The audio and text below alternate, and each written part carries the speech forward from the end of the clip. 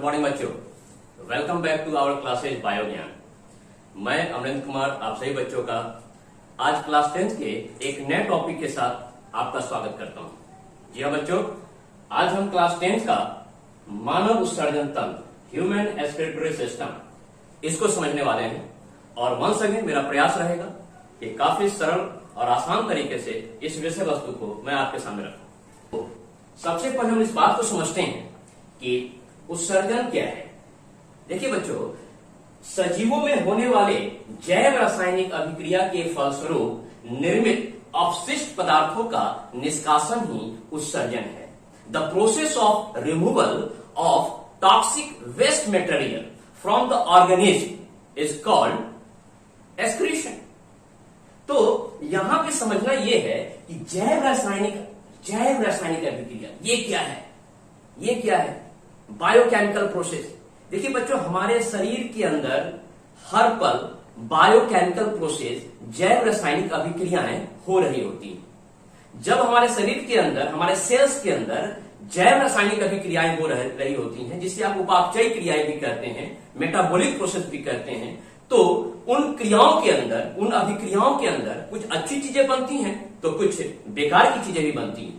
जैसे कि for example, जब हमने पढ़ा था श्वसन तंत्र के अंदर एरोबिक रेस्पिरेशन, तो वहां हमने देखा कि अगर ऊर्जा का निर्माण हुआ है तो उसके साथ ही साथ आपने देखा कि वहां पर CO2 का निर्माण भी हुआ था।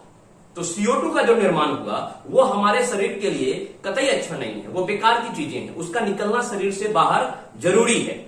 तो आप कह सकते हैं कि ये जो चीज हुआ हमारे शरीर से जो बाहर निकलने की बेकार चीजों की, जो अपशिष्ट पदार्थों की जो क्रिया है वह उत्सर्जन कहलाती है। और उन बेकार चीजों को, उन अपशिष्ट पदार्थों को, उन बेकार की अपशिष्ट पदार्थों को हमारे शरीर का जो अंग बाहर निकालता है उसे हम कहते हैं उत्सर्जी अंग, एक्सक्रीटरी ऑर्गन। और जो पदार्थ, जो मटेरियल उत्सर्जन के फलस्वरूप बाहर आता है उस पदार्थ को कहते हैं एक्सक्रीटरी मटेरियल। जी हाँ बच्चों, उत्सर्जी पदार्थ।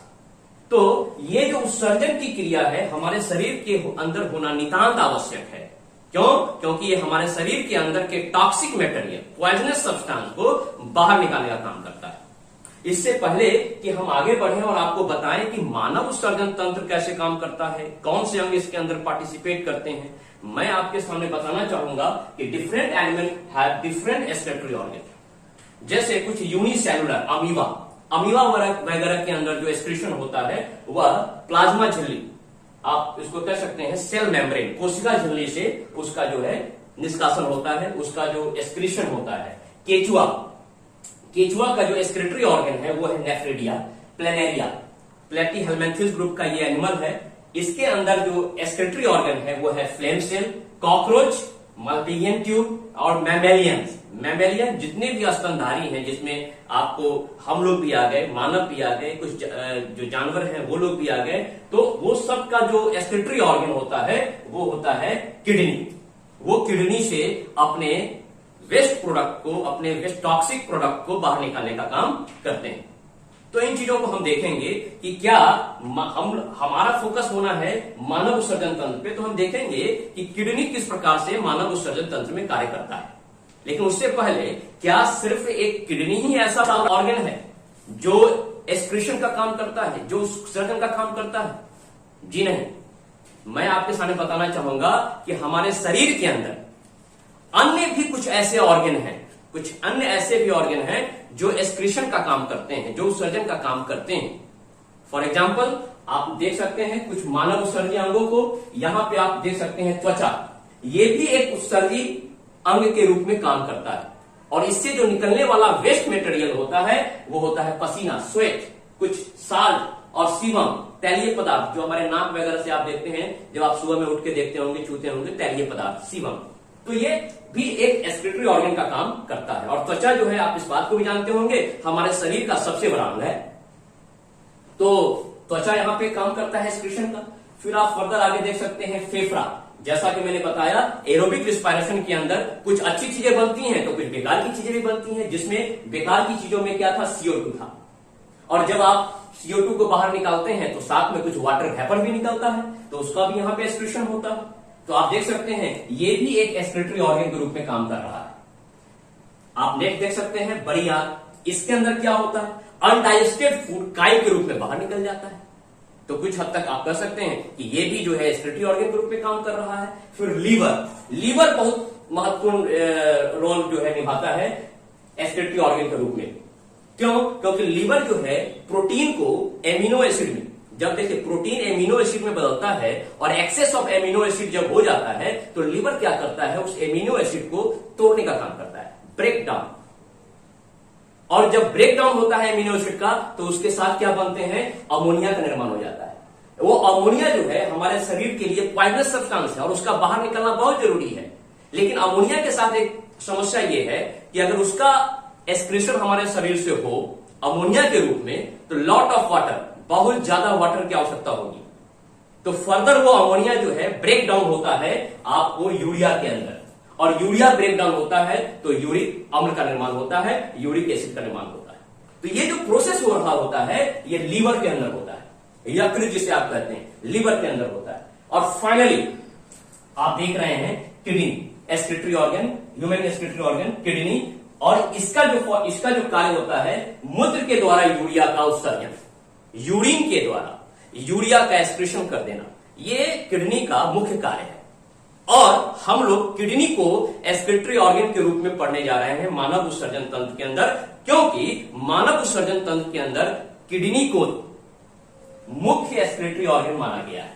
तो हम लोग आगे जो पढ़ने जा रहे हैं कि मानव उत्सर्जन तंत्र के अंदर किडनी किस प्रकार से अपनी भूमिका को निभाता है, हम लोग फर्दर उसको देखेंगे। तो आप बच्चों इस बोर्ड पे जो लिखा है आप इसका स्क्रीनशॉट ले लें।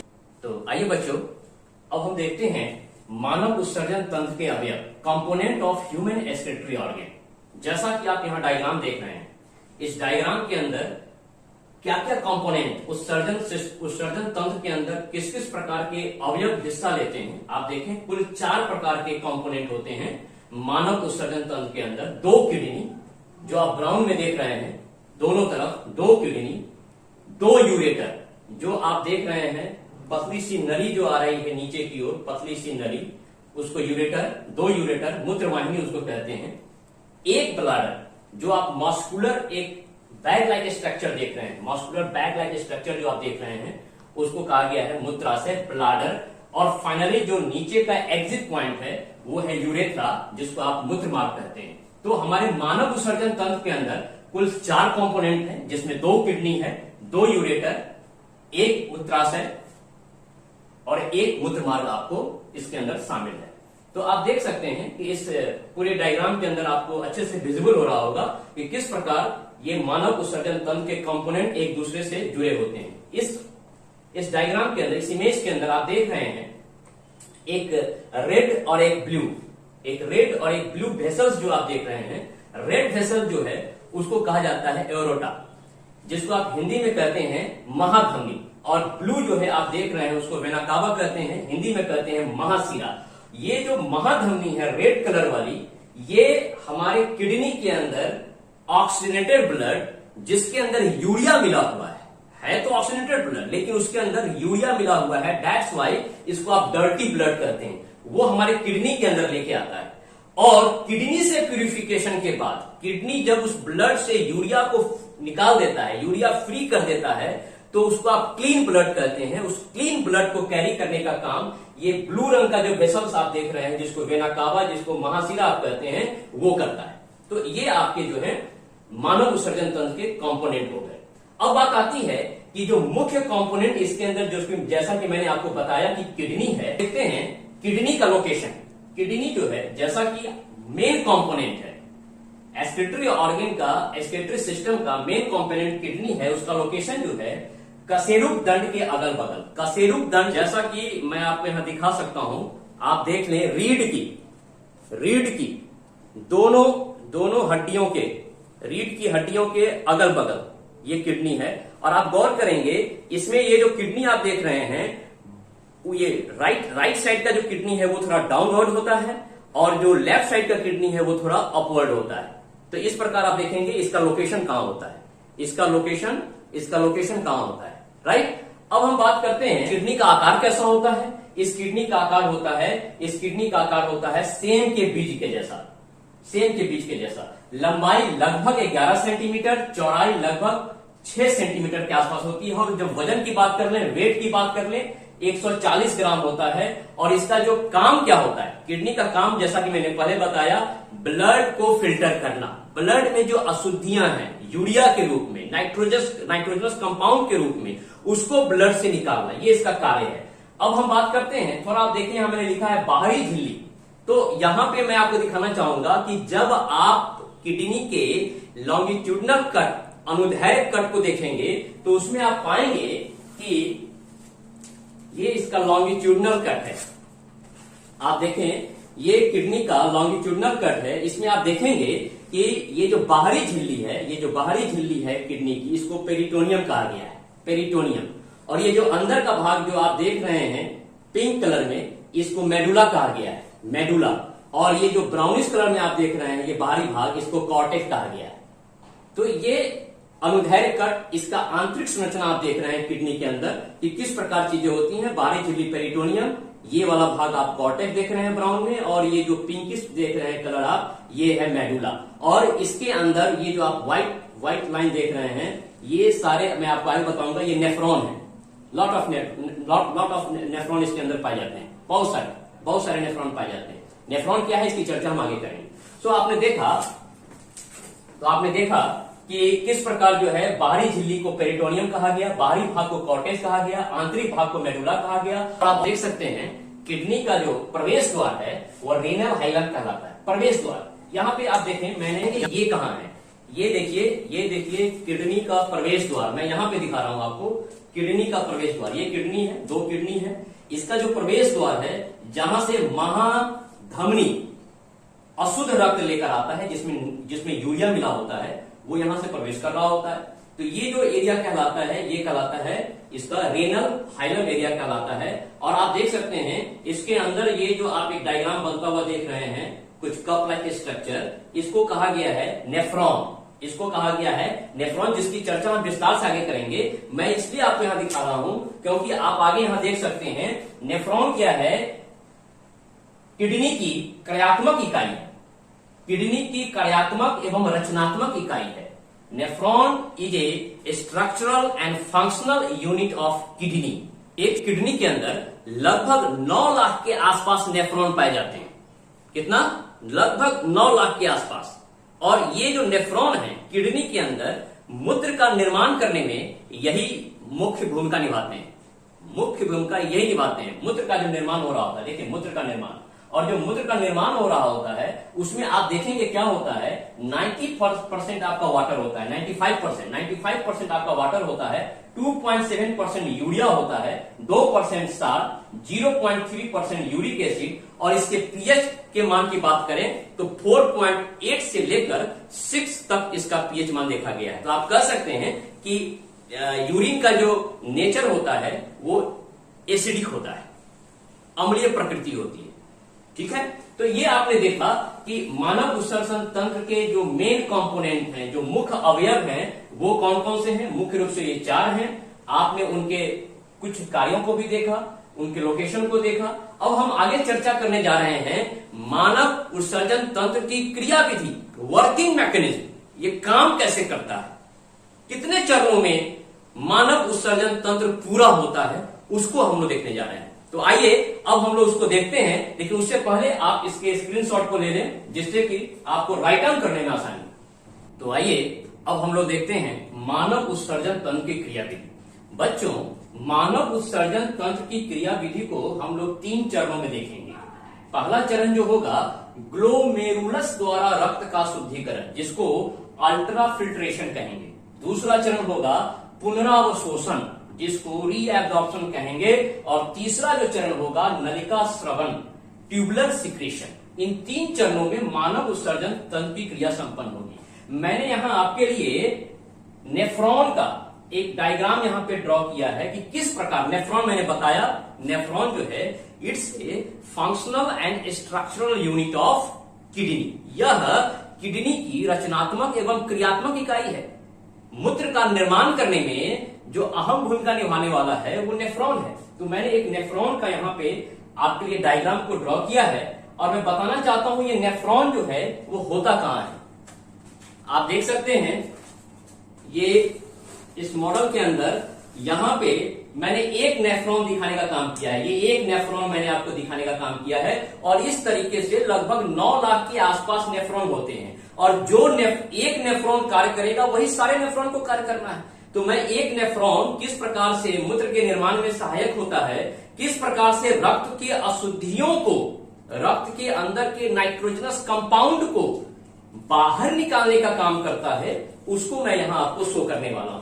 तो आप यहां देखेंगे कि रक्त के अंदर, किडनी के अंदर रक्त को लाने का जो काम कर रहा है, इस बात को आप ध्यान रखेंगे। सिर्फ 2 पॉइंट आप ध्यान रखेंगे। किडनी के अंदर रक्त को लाने का काम करता है महाधमनी, जिसको एओर्टा कहते हैं। महाधमनी शुद्ध वैसा रक्त लेकर आता है जिसके अंदर ऑक्सीजन होता है और साथ ही साथ उसके अंदर यूरिया भी मिला होता है, नाइट्रोजनस कंपाउंड, जो हमारे शरीर के लिए हानिकारक है, और उसी को निकालना है। तो महाधमनी किडनी के अंदर ऑक्सीजनेटेड ब्लड, जिसके अंदर यूरिया मिला हुआ है, उसको लेके आता है और उस यूरिया को निकालने के बाद, रक्त से यूरिया को निकालने के बाद जब ब्लड क्लीन हो जाता है, यूरिया फ्री हो जाता है, तो किडनी से उस रक्त को बाहर निकालने का काम करता है रेनल वेन।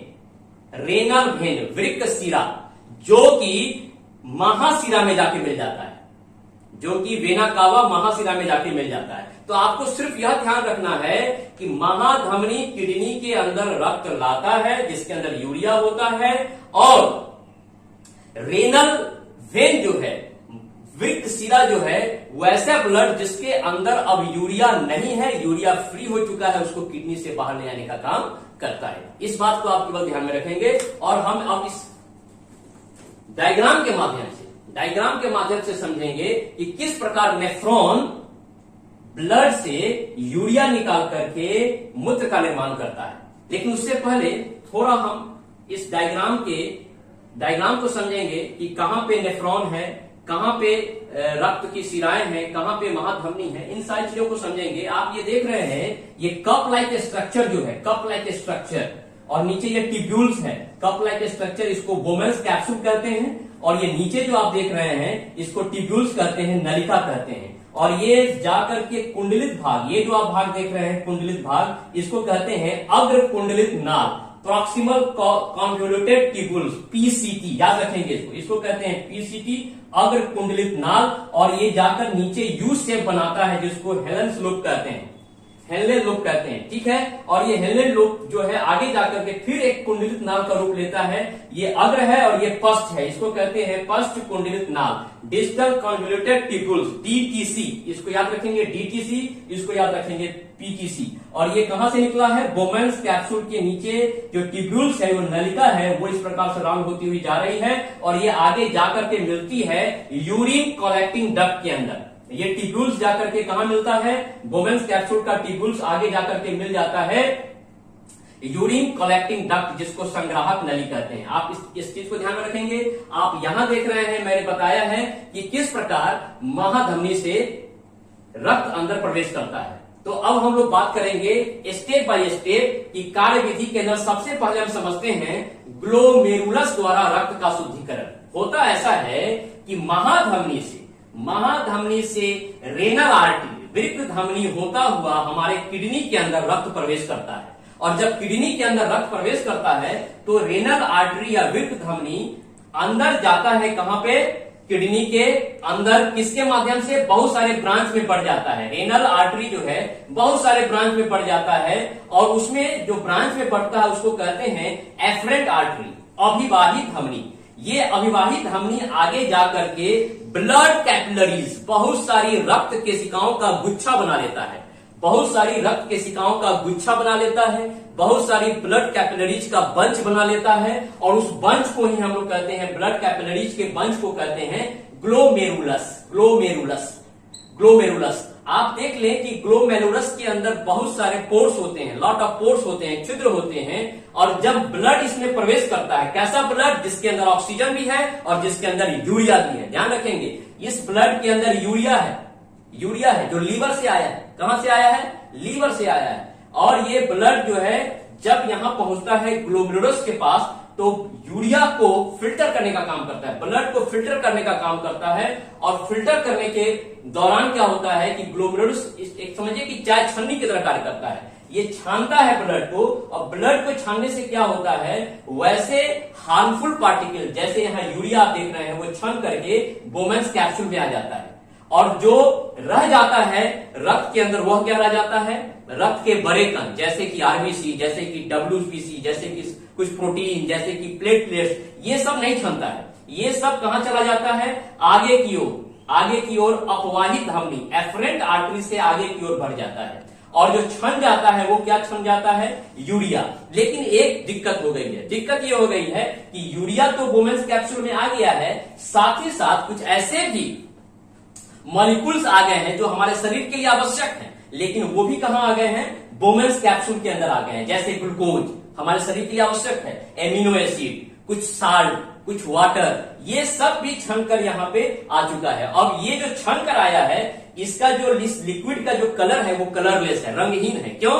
क्योंकि इसके अंदर आरबीसी नहीं आया है, आरबीसी नहीं आया है, डब्ल्यूबीसी नहीं आया है। ये तो जो छन कर आया है वो यूरिया है, ग्लूकोज है, एमिनो एसिड है, साल्ट है, वाटर है, बोमेन्स कैप्सूल में आया है। अब ये ट्यूब्यूल्स के माध्यम से आगे बढ़ेगा। ट्यूब्यूल्स के माध्यम से जब आगे बढ़ेगा तो ये अग्र कुंडलित नाल में जाएगा, अग्र कुंडलित नाल में जाएगा। और जब यहां पे जाएगा ये तो आप देख लें कि इसके ऊपर से अग्र कुंडलित नाल के ऊपर से अपवाही धमनी जो आ रही है वो ओवरलैप कर रही है, ओवरलैप कर रही है। और ये अपवाही धमनी पूरे ट्यूब्यूल्स, पूरे कुंडलिका के ऊपर ओवरलैप कर रही है, आपको दिख रहा होगा। ये ऐसा क्यों है? वो ऐसा इसलिए है क्योंकि दूसरा चरण यहां से शुरू होने वाला है। पहला चरण समाप्त हो गया, ग्लोमेरुलस द्वारा रक्त का फिल्टरेशन यहां हो गया, रक्त से फिल्टरेशन हुआ, यूरिया छनकर नीचे आ गया, साथ में ग्लूकोज, एमिनो एसिड, साल्ट और वाटर भी छनकर आ गया है। और जो रक्त में रह गया है वो है आरबीसी, डब्ल्यूबीसी, प्रोटीन, प्लेटलेट्स वगैरह।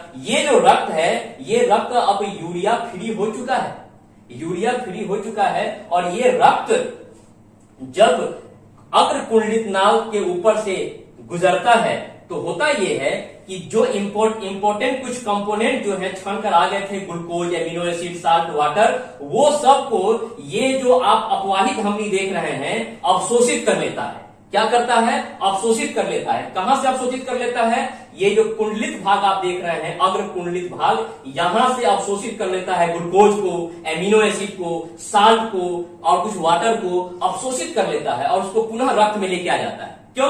क्योंकि ये हमारे रक्त के लिए जरूरी था, लेकिन फिल्ट्रेशन में ये भी निकल गया था।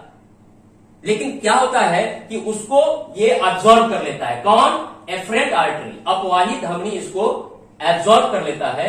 और जब इस भाग की आप बात करेंगे अग्र कुंडलित नाल की, तो समझिए कि 80% रीएब्जॉर्बेशन, ठीक है, पुनराअवशोषण 80% मॉलिक्यूल का इस धमनी के द्वारा हो जाता है, अपवाही धमनी के द्वारा यहां पे हो जाता है इसी भाग में। अब यहां से क्या होता है कि अब इसमें बच क्या गया है, अभी इसके अंदर बच गया है कुछ साल्ट, कुछ वाटर, जो अब आगे की ओर बढ़ रहा है, आगे की ओर बढ़ रहा है। और जब आगे की ओर ये बढ़ रहा है तो आता हुआ ये पहुंच गया है पश्च कुंडलित नाल के अंदर। तो अब यहां से ये आगे का रास्ता तय करेगा और जाएगा संग्राहक नली में। तो यहां पे पुनराअवशोषण की प्रक्रिया समाप्त होती है। तीसरा जो प्रक्रिया है नलिका स्रवण, ये क्या है? देखिए होता क्या है कि जब ग्लोमेरुलस ने ब्लड का फिल्ट्रेशन किया, ग्लोमेरुलस ने ब्लड का फिल्ट्रेशन किया तो उसने जो है यूरिया को निकालने का काम किया, लेकिन बावजूद अभी भी कुछ संभावना बच जाती है कि इसमें जो अपवाही धमनी है इसमें अभी भी कुछ अमोनिया रह गया हो, कुछ एमिनो एसिड रह गया हो, कुछ यूरिया रह गया हो, जिसका कि इसने फिल्ट्रेशन नहीं किया है। तो क्या होगा कि जब अपवाही धमनी से, एफरेंट आर्टरी से ये रक्त यहां से ऐसा होता हुआ नलिका के ऊपर से ओवरलैप करेगा, तो अभी क्या होगा कि ये जो ट्यूब्यूल्स है, ये जो ब्लू रंग से आप देख रहे हैं ट्यूब्यूल्स, ये रक्त के अंदर के उस हानिकारक पदार्थ जैसे अमोनिया, जैसे यूरिया को अवशोषित करके ट्यूब्यूल्स में लेके आ जाएगा, नलिका के अंदर लेके आ जाएगा। इसी को कहते हैं नलिका स्रवण।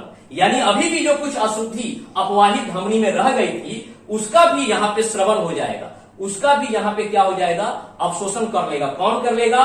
ट्यूब्यूल्स कर लेगा। ये जो कुंडलित नलिका है, ये जो पुंडलिक नलिका है, इसको आप देख रहे हैं, ये रक्त के अंदर में अभी भी जो कुछ अशुद्धियां रह गई होंगी, बची हुई, उसको ये क्या कर लेगा, ट्यूबुलर सिक्रेशन यानी नलिका स्रवण के माध्यम से रक्त से निकाल के अपने पास ले आएगा और उसको कहां पहुंचा देगा, उसको पहुंचा देगा यूरिनरी कलेक्टिंग डक्ट के अंदर, संग्राहक नली के अंदर पहुंचा देगा। और यहां से क्या होगा, यहां से ये होगा कि जब यहां से आप देख लें क्या होगा कि अब जो ये शुद्ध रक्त है आपका, अब ये जो शुद्ध रक्त है आपका, शुद्ध रक्त जिसमें कि अब यूरिया नहीं है, जिसमें क्या है, यूरिया नहीं है, वह रेनल वेन वृक्क शिरा होता हुआ महाशिरा में प्रवेश करेगा और वहां से पूरे शरीर में फैल जाएगा, पूरे शरीर में वो शुद्ध रक्त फैल जाएगा। क्यों? क्योंकि उसके अंदर अब कोई यूरिया नहीं है। आप देख सकते हैं, यहां आप देख सकते हैं कि शुद्ध रक्त यहाँ पे रेनल वेन होता हुआ महाशिरा में प्रवेश करेगा और यहां से पूरे शरीर में फैल जाएगा। और ये जो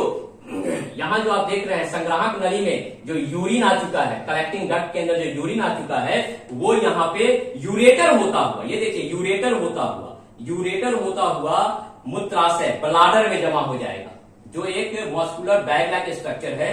और इसमें तब तक जमा होगा जब तक कि हमारा सेंट्रल नर्वस सिस्टम हमको ये कमांड नहीं दे कि अब टाइम आ गया है कि आपको यूरिन पास करना है, तब तक ये यहां जमा होता है। जैसे ही हमारा सेंट्रल नर्वस सिस्टम हमको ये कमांड देता है कि अब ये आपका ब्लाडर फुल हो चुका है, अब आपको इसको पास करना ही होगा, तब ये क्या होता है, तब ये होता है ये जो यूरिन है जो मूत्राशय में था, ब्लाडर में था, वो मूत्र मार्ग यूरेथ्रा होता हुआ बाहर निकल जाता है। तो इस प्रकार आपने देखा कि हमारे शरीर का जो नाइट्रोजनस कंपाउंड है जो यूरिया के रूप में है, वो कहां से निकल जाता है, वो यूरिन के रास्ते मूत्राशय होता हुआ, यूरेथ्रा होता हुआ बाहर निकल जाता है। तो इस प्रकार आप देख लें कि इसकी क्रियाविधि है। और जब आपको लिखने को कहा जाए तो आप सिर्फ इतना लिखेंगे कि उत्सर्जन तंत्र क्या है, उत्सर्जन क्या है, उत्सर्जन तंत्र के कंपोनेंट क्या है, आपको यह लिखना है। और आगे आपको सिर्फ यह लिखना है कि उसकी वर्किंग मैकेनिज्म क्या है, क्रियाविधि 3 चरणों में पूरी होती है, उसको आप लिखेंगे, एक सिंपल सा डायग्राम बना देंगे और उसके अंदर आप चीजों को शो करेंगे और आपका वर्किंग मैकेनिज्म कंप्लीट हो जाएगा, उत्सर्जन तंत्र का वर्किंग मैकेनिज्म कंप्लीट हो जाएगा। अब जो कुछ चीजें इंपॉर्टेंट रह गई हैं, कुछ इंपॉर्टेंट फैक्ट, महत्वपूर्ण तथ्य, मैं उस पर थोड़ा आपसे चर्चा कर लेता हूं। आइए बच्चों, अब देखते हैं किडनी से जुड़ा हुआ कुछ महत्वपूर्ण तथ्य, इंपॉर्टेंट फैक्ट। देखिए, मूत्र का रंग पीला यूरोक्रोम के कारण होता है। ये यूरोक्रोम किडनी के अंदर हीमोग्लोबिन के टूटने से बनता है, हीमोग्लोबिन के टूटने से बनता है, उसके डीकम्पोजिशन से यूरोक्रोम बनता है। मूत्र का पीएच जो होता है 4.8 से लेकर 6 तक होता है। किडनी के अध्ययन को नेफ्रोलॉजी कहते हैं और रक्त के शुद्धिकरण की प्रक्रिया को डायलिसिस कहते हैं। देखिए, डायलिसिस क्या है कि जब हमारा किडनी, 2 किडनी होता है, एक किडनी पे भी आदमी आराम से जिंदगी गुजार सकता है, लेकिन मान लीजिए किसी व्यक्ति का दोनों किडनी खराब हो चुका है, उस परिस्थिति में उसको जिंदा रहने का एकमात्र साधन है कि उसको हॉस्पिटल में जाना होता है और डायलिसिस करना पड़ता है। डायलिसिस के अंदर होता क्या है कि एक डायलाइजर मशीन होता है जिसके अंदर आपके शरीर का पूरा रक्त उस मशीन से गुजरता है और यूरिया फ्री होता है। बस इतना ही समझना है, उस मशीन से आपके रक्त को गुजारा जाता है, यूरिया फ्री किया जाता है और यूरिया फ्री होने के बाद उस शुद्ध रक्त को आपके शरीर में दोबारा चढ़ाया जाता है। मान के चलिए कि एक व्यक्ति यदि जिसका दोनों किडनी खराब है, सप्ताह में एक बार उसको इस प्रक्रिया से गुजरना पड़ता है। किडनी में जो पथरी का निर्माण होता है वो कैल्शियम ऑक्जेलेट के कारण होता है। किडनी बीपी के नियंत्रण में भी सहायक होता है। किडनी शरीर में पानी की मात्रा को रेगुलेट करने का काम करता है, उसको नियंत्रित करने का काम करता है। रक्त में उपस्थित हाइड्रोजन आयन की सांद्रता को भी नियंत्रित करने का काम किडनी करता है। तो ये कुछ इंपॉर्टेंट फैक्ट थे जो किडनी के रिलेटेड थे। तो इस प्रकार ये टॉपिक यहाँ समाप्त होता है बच्चों।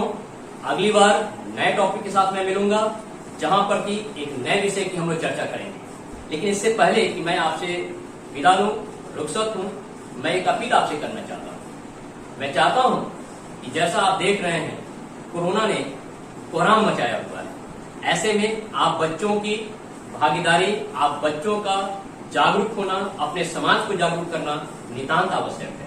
बच्चों, मैं आपसे गुजारिश करता हूं कि आप 2 गज दूरी का पालन करें, सोशल डिस्टेंसिंग का पालन करें और हमेशा अपने चेहरे पे मास्क का प्रयोग करें। हमेशा भीड़ भाड़ वाले इलाके में जब भी कभी आप जाएं, मास्क का प्रयोग करें और काइंडली मास्क को आप ऐसे पहने, ऐसे। ये this is the wrong way, ये गलत तरीका है। मैं चाहता हूं कि बच्चे आप इन चीजों का पालन करें सख्ती के साथ, और अपने परिवार, अपने समाज को भी सख्ती के साथ 2 गज की दूरी, सोशल डिस्टेंसिंग और मास्क का प्रयोग करने के लिए प्रेरित करें। धन्यवाद दोस्तों, अगली बार मैं मिलूंगा एक नए टॉपिक के साथ। तब तक आप लोग एंजॉय कीजिए। धन्यवाद।